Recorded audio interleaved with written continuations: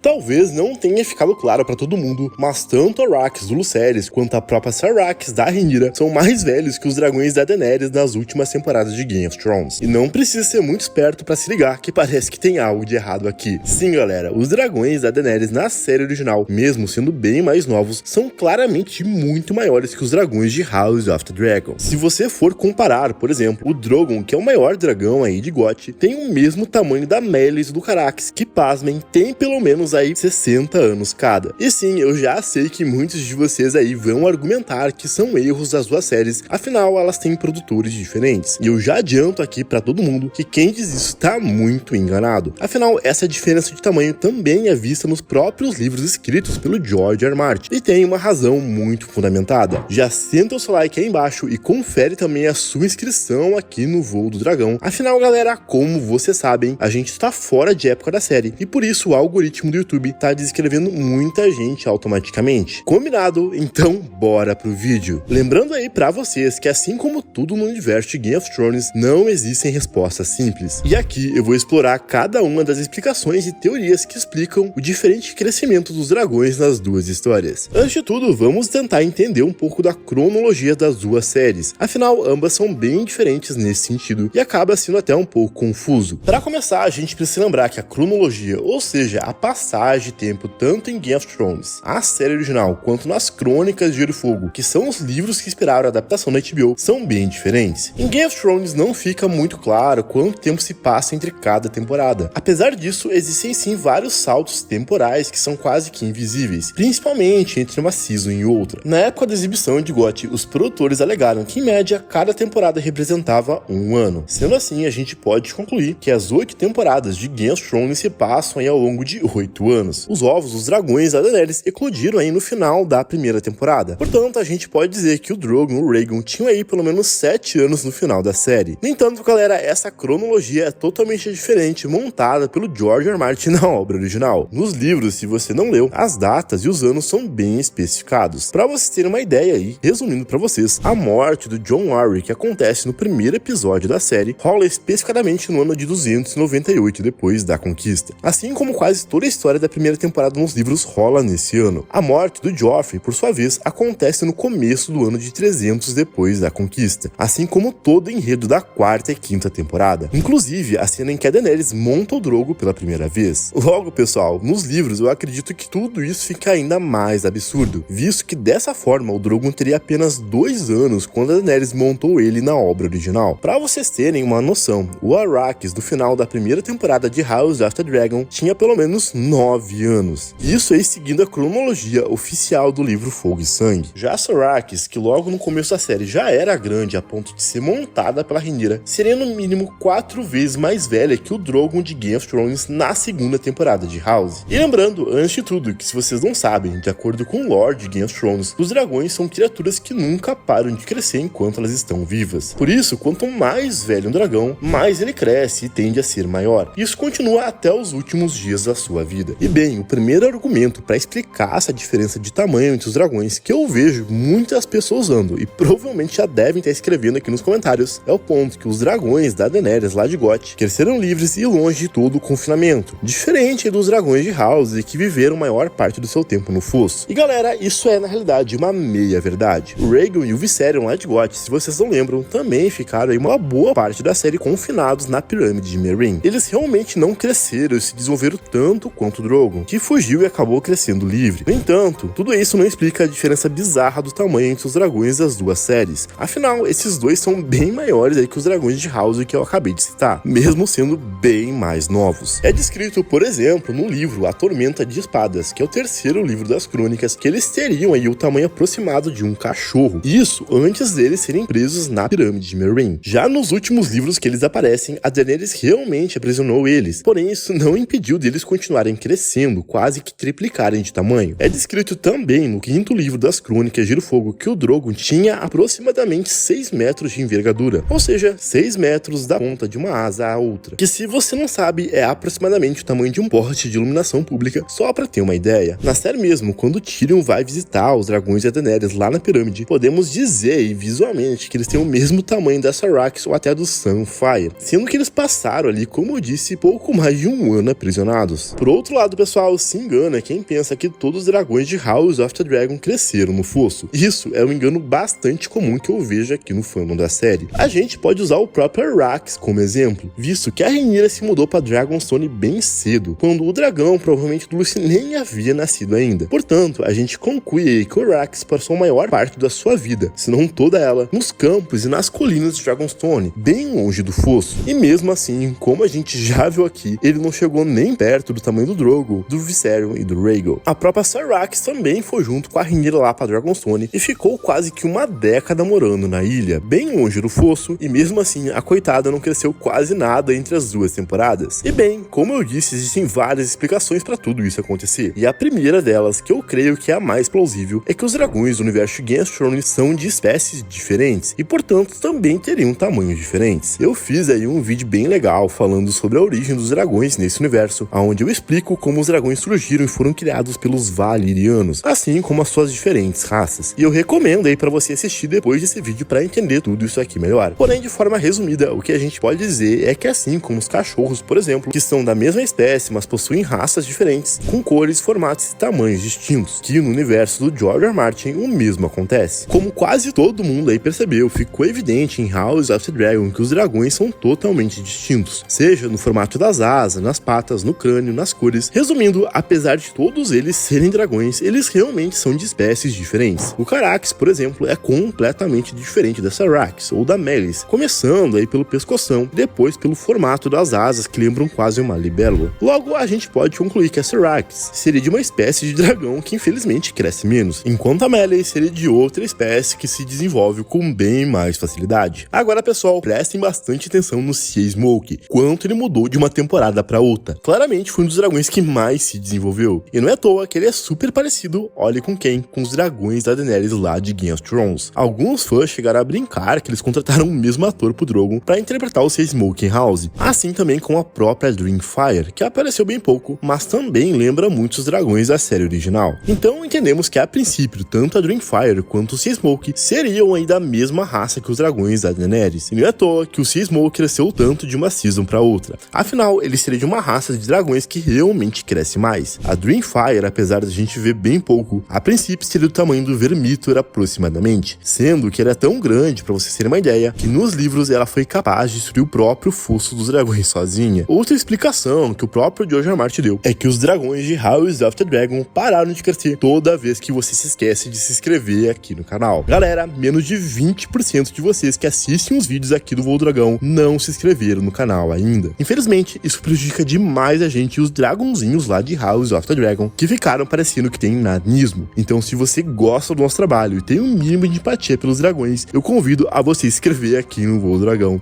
Isso ajuda demais a gente. E bem, bora continuar o vídeo. E agora, sem brincadeira, existe realmente uma razão nos livros para os dragões da Daenerys se desenvolverem tanto. Porém, antes de falar dela, a gente precisa abordar aí algo bem específico de Game of Thrones mesmo, que eu vejo que pouca gente entende. A série, como a gente bem sabe, começou aí com um orçamento considerável, porém que foi aumentando muito assim como a sua audiência. Obviamente, isso deu a oportunidade dos produtores investirem em efeitos visuais, assim como as cenas dos dragões. E deixar os dragões maiores claramente chamaria muito mais atenção do público. Afinal, diferente dos livros, a série é algo totalmente visual e precisa ser impactante. Imaginem as batalhas da série com um Drogon do tamanho da Arrakis. Bem, não seria tão emocionante assim. Logo, o apelo visual para os dragões cada vez maiores fez sim com que os produtores exagerassem um pouco aí em Game of Thrones, sendo que entre a quinta e a sétima temporada parece que o Drogon simplesmente quadruplicou de tamanho. Outro ponto é que House of the Dragon, por sua vez, precisa, galera, necessariamente ser mais coerente com o tamanho dos dragões. A Arrakis ser pequena e menor é algo quase que necessário para a série fazer sentido, visto que a Rhaenyra tem uma dragão menor, faz ela depender de outros dragões maiores e mais fortes, visto que, obviamente, a Arrakis jamais venceria uma luta contra a Vhagar, por exemplo. Não é à toa que a Rhaenyra, na última temporada, precisou dar sementes para montar o Vermithor e a Asa Prata, que são dois dragões gigantes, quase do tamanho da Vhagar. Logo, fica nítido aí que os produtores de House of the Dragon tiveram muito mais cuidado em relação ao tamanho dos dragões, diferente dos produtores lá de GOT, que, como vocês sabem, só pensavam no apelo visual. E outra explicação, que é mais uma teoria do fandom e dos livros, que eu creio que é sim bastante coerente, tanto com a série quanto com os livros, é de que os dragões da Daenerys não são apenas dragões normais, eles são acima de tudo, pessoal, criaturas mágicas. Para começar, eles não vieram de ovos comuns, como vocês bem sabem, e sim de ovos petrificados, e surgiram após um grande ritual que a Daenerys realizou no funeral do seu marido, onde ela juntou o corpo dele com o de uma bruxa viva e queimou os dois numa fogueira enorme. Só isso caracteriza um evento mágico fora do normal. Portanto, galera, muitos creem que os dragões da Daenerys são seres místicos, diferente de qualquer outro dragão que veio antes, e acima de tudo tem um propósito maior, que seria derrotar a ameaça além da muralha. Assim como vimos em GOT, à medida que os White Walkers se desenvolvem e avançam, também percebemos que os dragões da Daenerys crescem e ficam maiores a cada dia. É o literal equilíbrio entre o gelo e fogo. Então, a gente entende que o desenvolvimento rápido do Drogon, Viserion e Rhaegon é pelo simples fato de que eles precisam estar prontos para enfrentar a força inimiga. Afinal, nessa história, os dragões são o verdadeiro significado do fogo. E bem, o que você acha dessa teoria? Se você curtiu esse vídeo, fique agora onde eu te falo sobre a verdadeira origem dos ovos de dragão da Daenerys lá em House of the Dragon. Ou então, confere a história completa de como o Huggy e o Wolf vão causar na vida da Rhaenyra Targaryen nas próximas temporadas da série. Por hoje era isso, galera. Valeu e fui!